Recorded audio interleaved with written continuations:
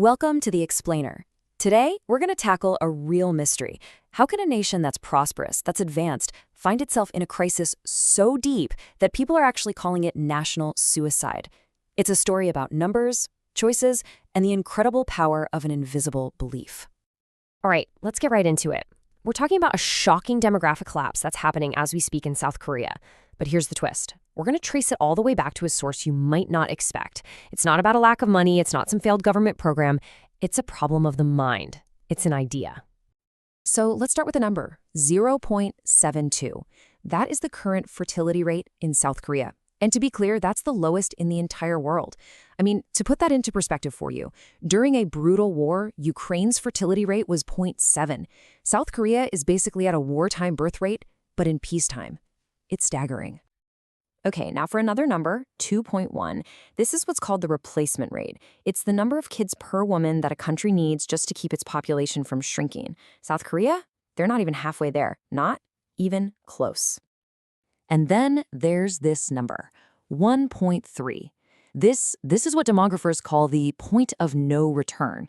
Seriously, they say that no country in history that has ever dropped below 1.3 has managed to recover. Ever. And South Korea is way, way below that line.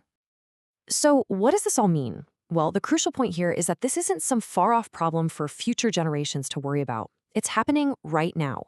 I mean, listen to this quote from one of their own cabinet members. Korea is like the Titanic, and we've hit an iceberg, and we're sinking. Wow. They see the iceberg. They feel the ship going down. And that leads us to the one question that's going to drive our entire investigation today. Why? Just why is this happening? All right, so to get to the bottom of this, here's our game plan. We're going to start by exploring the power of an idea. Then I'll introduce you to a really cool framework called the belief tree. And from there, we'll use it to basically deconstruct this whole crisis, starting from the scary results and digging all the way down to its hidden roots. And finally, we'll talk about what kind of story it might take to actually change a nation's direction. So to really find the answer here, we have to look past the usual suspects, right? It's not just about economics or policy. We have to go deeper, beyond the visible world and into the invisible realm of belief. Because as we're about to see, what a nation believes as a whole, well, it has very real, very tangible consequences. You know, for a lot of us, especially in the modern world, we've kind of learned to live with two separate boxes in our heads. In one, the secular box, we put everything we learn in school, right? Science, evolution, the material world.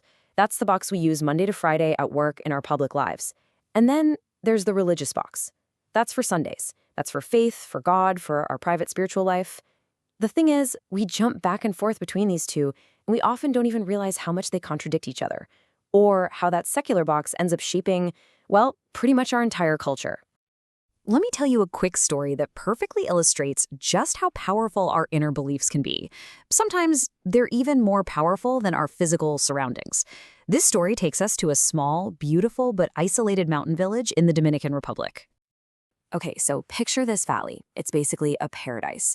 The soil is so rich you could grow just about anything. But the local population, they were stuck in this cycle of deep poverty. Why?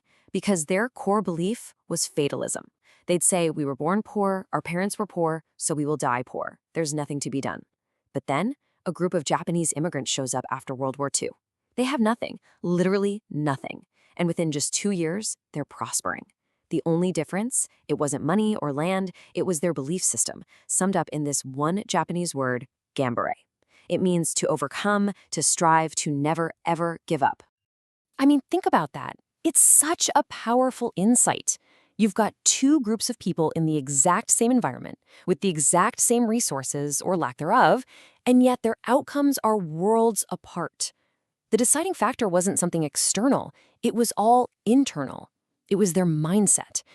And this just forces us to ask a really big question.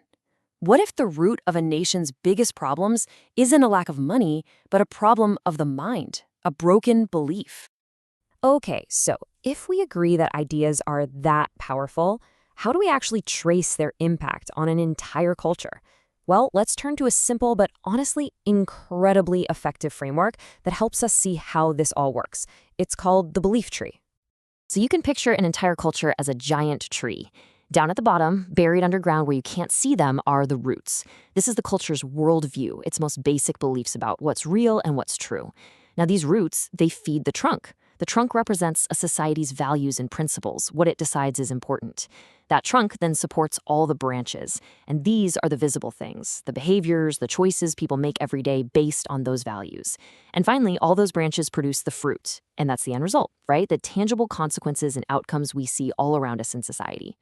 And here's the key takeaway, the whole point of this framework.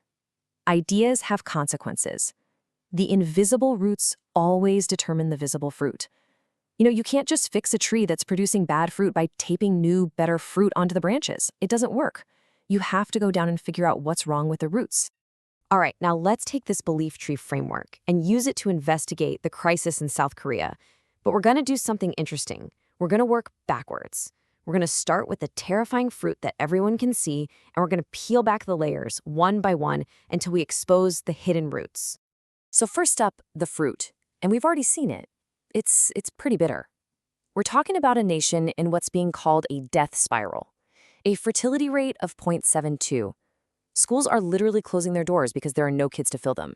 And the projections, they show the population could be cut in half in just 25 years. This is the undeniable, visible outcome. This is the fruit.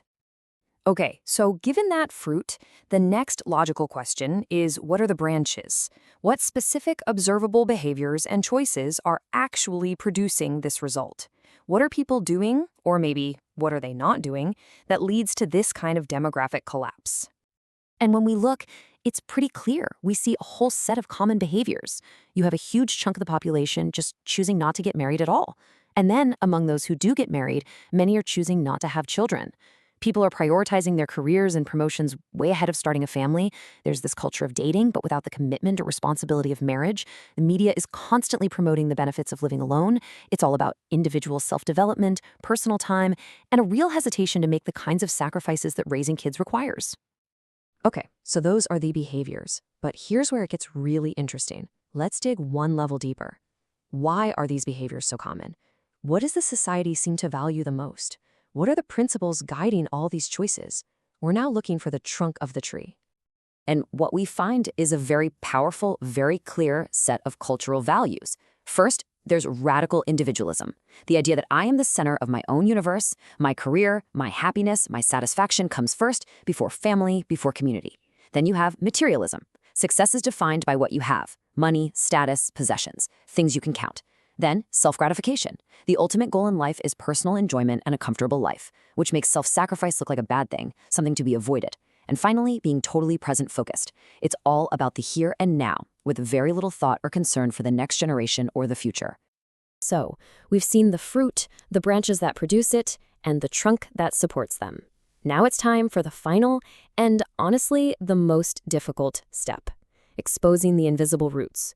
What are the foundational beliefs? What are the core ideas about the world that are feeding this entire system? The root system in modern South Korea is really complex. It's got a few different layers. If you go way back, the foundation was a Confucian social order.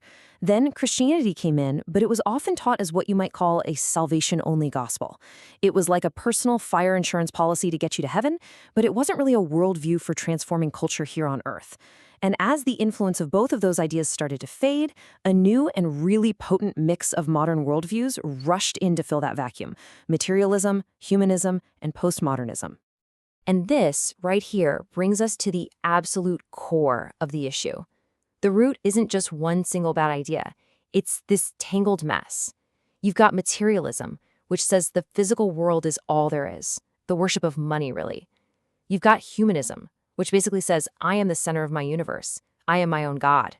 And then postmodernism comes along and says, hey, there's no such thing as absolute truth, just your perspective and my perspective.